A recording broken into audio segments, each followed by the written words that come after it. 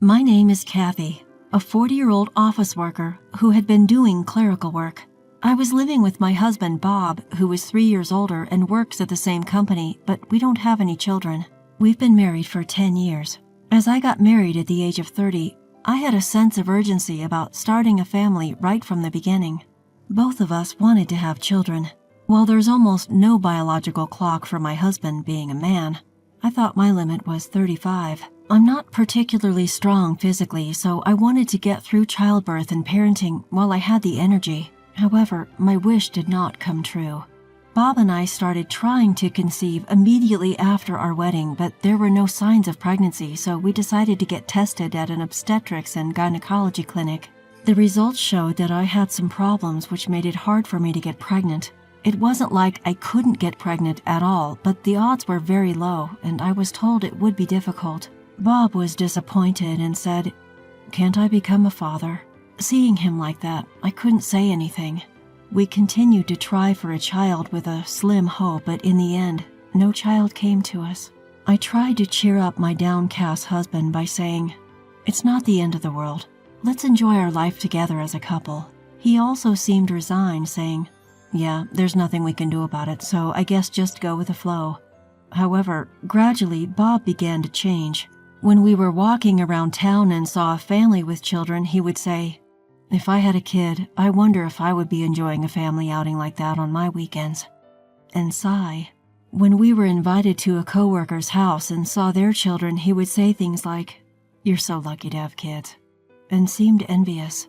I wondered if he couldn't give up on having a child deep down, and I felt uncomfortable. And then Bob began to grow cold towards me. When we were trying to conceive, he had been very proactive in helping out with the housework, saying that I shouldn't overdo it because it could affect my ability to get pregnant. He would always be the first to say, "I'll carry that," when something heavy needed lifting, and he was a kind husband who cared for me. On weekends, he would always take over the household chores, saying that I do them during the week. But once he knew I couldn't have a child, he stopped doing anything. I'm tired and housework is a wife's job, right? With that, he spends his weekends just lazing around. He was either sleeping or playing with his smartphone. Suddenly, I had more to do, and my health began to deteriorate. When I had a fever or stomach ache, he would say, "I don't know, do it yourself." And he wouldn't even take care of me. I couldn't say anything to him. After all, it was true that I was the reason it was hard for us to have a child. I wondered if I should get a divorce. It was just then, when I thought things were going well, Bob was transferred. Apparently, he was chosen for a big project at one of the affiliated companies. The subsidiary was across the state line, so he ended up moving for work. I naturally thought I had to go with him, but he said, "You don't need to come. I'll be going alone." Hearing those words, I took some time to think. Maybe he was just frustrated and cold towards me because I couldn't bear a child. Living separately for a while might help calm his feelings and we might return to our peaceful relationship. I agreed, saying, "All right, I'll stay here. Take care." I saw him off. After he was transferred, he would return home only about once a month. Even when he returned, he would soon say he was busy and had to go back. That was usual, but I was happy to see him even for a short time, because if he really disliked me, he wouldn't come back. After Bob went alone, he began to change gradually. At first, he was the same as always, but as time passed, he became kinder. He would bring me souvenirs saying, "I bought something for you, enjoy." Or he would go shopping with me despite having limited time. He would check up on me asking, "Is there anything troubling you?" I completely thought he had returned to his kind self. Initially, his work assignment was for 1 year, but he ended up staying there for 2 years. The project's schedule was significantly delayed. By the time the second year of his assignment came around, he stopped making any remarks about me not being able to have children when he saw families with children in town. Rather, he said, "We couldn't have children together, but I've given up on it." I was relieved to hear that he had given up. 2 years later, he completed his work assignment and returned home to me. "Welcome back. You must be tired." "I'm home. Finally, we can live together." With such calm exchanges, we resumed living together. But those peaceful days quickly crumbled. After returning, he told me something. There's a young girl in my family who had a baby before getting married. She says she can't raise it by herself because she's too young. Would you be open to us adopting the child?" He suddenly proposed. Taken aback by the sudden proposition, I asked, "What's going on?" To which he said, "We couldn't have a child after all. I'm suggesting we adopt this child and raise it as our own." Overwhelmed by the unexpected turn of events, I said, "Let me think about it," and ended the conversation, but I felt something was off about his story. His family lived far away and we didn't have much contact with his parents. Our relationship was so distant that we only exchanged Christmas cards once a year. We didn't have a wedding ceremony, so I didn't know his relatives well. Reluctantly considering adopting a child from someone I hardly knew, I told Bob, "Could I meet the child's parents? I'd like to know what kind of people they are." But he firmly refused, saying, "Why does it matter who the parents are?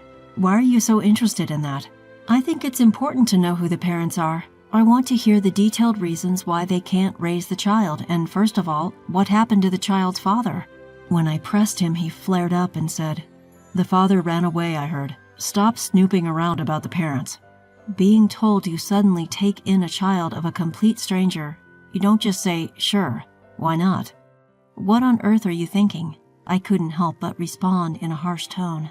Then he shouted, "Enough! If you refuse to take the child in, it's over between us. Get out, right now." I felt as if I had heard his true intentions in those words. He wanted a child at any cost. My existence didn't matter to him. That's what I came to believe. I also felt I had reached my limit. "All right, I'll gather my things and leave then." I quickly packed up my belongings and left our home. That day, having nowhere to go, I found shelter in a motel near the train station. The divorce procedures with my husband went smoothly. We settled everything through a lawyer to avoid any disputes, and issues such as alimony, property division, and other matters ended without any hiccups.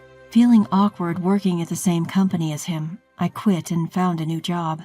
I was proficient in using a computer and also had administrative assistant certifications, so I managed to get hired at a small law firm. Adapting to my new workplace took a little time, but somehow I managed to work every day and lead a peaceful life. Having lived separately from my husband for 2 years, I had gotten used to coming home to an empty room. One day, after about a year of this life, my ex-husband appeared at my workplace, and he was holding a small child. Seeing me at the reception, he exclaimed, "Why are you here?" He was in shock. "Why wouldn't I be here? I work here. It's obvious, isn't it?" Upon hearing this, his face turned instantly pale. I was curious about the child he was holding, but first I escorted him to my supervising attorney, and there I learned a shocking truth. "Sir, I've been suspecting that this child, who was born a year ago, doesn't resemble me at all. I'm doubting if it's really mine," he said. "I see. If it turns out not to be your child, what do you plan on doing?" "Of course, I'll divorce my wife. But legally, you can only dispute the paternity of the child within a year of its birth. Even if you take a DNA test and find out that the child is not yours, you would still have to pay child support." "What? You must be joking." "I'm not. There have been such precedents in the Supreme Court as well." I was recording their conversation as a clerk, and while working, it dawned on me. He had cheated during our marriage and had a child from it. Considering the age of the child and the period of pregnancy, it was clear that the child was conceived around a year after he went on a business trip. And then I remembered that he had been unusually kind to me since then. I realized that he might have felt guilty. It seemed like his current wife was his junior from work. Each time he explained something, he would glance at me with a pale face. It was natural, after all. His ex-wife, whom he tried to leave with the child of his affair a year ago, was right there. In the end, he said, "All right, I will take a DNA test first and then reconsider." With these words, he left with a downcast look. I told my lawyer, Mr. Williams, about my divorce from last year when my ex-husband returned at the end of the day. Mr. Williams was quite surprised and asked, "You can claim alimony for infidelity within 2 years of discovery. What's your plan?" I said, "Of course I want it. I want to claim it from his mistress, too." "Well, then let's start the procedures right away." "Thank you very much." In the end, I claimed alimony through my lawyer, Mr. Williams, from my ex-husband and his current wife, who was his mistress. To prevent them from evading it, I sent the claim not only to their home but also to their workplaces and his in-laws' place. Then I got a call from my ex-husband right away. "What's his claim about, huh?" "It's an alimony claim for your infidelity. We're already divorced. There's no way I'm paying alimony." "That's not true. You can claim alimony for infidelity within 2 years of its discovery. We divorced a year ago, and your infidelity just came to light, so it's well within the claim period." At that point, a woman's voice I didn't recognize told him to change, and she took the phone. "Hello? What's with this claim?" Caught off guard by her sudden outburst, I asked, "Who am I speaking with?" "I'm his wife. Take back at least my part of this claim. But it's only natural to claim alimony when I've been cheated on. Listen here, he said he was single. I thought he was single. So I went out with him. I didn't know he had a wife back then. I don't care about that. Even if he lied about being single, the fact that you had an affair with my husband doesn't change. I'll take a neat $20,000 from each of you. Our child will need money as they grow. There's no way we can afford such a huge amount of $40,000. That's not my problem. You're working too, and he's in a decently high position, so I don't think there's a financial issue. You know, because you sent that claim, he got demoted and had a pay cut, and I got downgraded from a full-time employee to a part-time one, and my income dropped. We can't afford to pay such a huge amount," she said, hysterical. "Well, then ask your parents to cover it. I won't back down one bit. I absolutely won't pay. I'm not paying," she shouted, and he came back on the phone. "Just as my wife explained, we are going to be in a tough financial situation. Could you please drop the claim?" "No, I absolutely won't drop it. By the way, let me tell you something good since we're at it," I said to him. "What's that?" "Do you remember we had a fertility test a few years ago?" "Oh, yeah, we did. Although it turned out that I had a problem, actually, the test results showed that you also had a problem." "What? You're kidding, right?" "It's true. It's true that I had a problem, but you did too. But at that time, I was shocked and didn't want to hurt you, so I kept it a secret. I still have the paper with the test results. Want me to send it to you?" When I said that, he muttered, "It's a lie. It's a lie." Probably the shock had him tuning out everything else. Truth be told, the doctor at that time did say there was indeed a significant issue on my end, but my husband Bob also had his fair share of problems. The doctor told me, "Both of you have issues, so it might be tough to have a child. It's not just your issue, Kathy, so don't take it all on yourself." When Bob heard that there was a problem on my end, he was so shocked that he ran out of the doctor's office without hearing the whole story. I was going to keep this fact a secret, but I decided there was no need to hide it anymore, so I told him just now. He muttered, "That's a lie. That's definitely a lie." To him, I said, "All right, let's leave it at that. I'm busy," and I hung up the phone. After that, I managed to get exactly $20,000 in total for emotional distress from each of them. $40,000 in total. She didn't want to pay, so it seems Bob took on the entire burden. Afterwards, it appears Bob did have the child undergo a DNA test. Turns out the child is not his, just as he feared. Apparently, he's considering divorcing with his wife, but since he'll have to pay child support and emotional distress compensation to her, he's forced to continue his reluctant marriage with his current wife, who was his affair partner, as he doesn't even have the financial leeway due to his demotion.